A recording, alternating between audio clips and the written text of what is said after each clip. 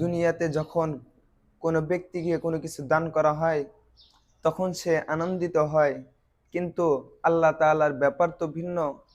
তিনি বান্দাকে দান করে খুশি হন।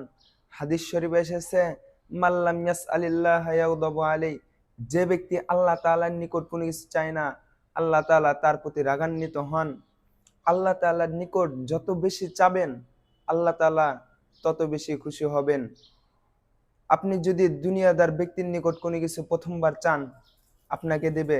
দ্বিতীয়বার চাবেন, তবুও দেবে। তৃতীয়বার চাবেন, তখন আপনাকে উপহাসের দৃষ্টিতে তাকাবে। চতুর্থবার চাবেন, তখন আপনাকে বলবে, যখন তখন আমাকে বিরক্ত করো না। আল্লাহ তাআলার ব্যাপার হলো, তিনি বান্দাকে দান করেন। বান্দা যখন আল্লাহ তাআলার নিকট কোনো কিছু চায়, আল্লাহ তাআলা প্রথমবারও দিবেন, দ্বিতীয়বারও দেবেন, তৃতীয়বারও দেবেন।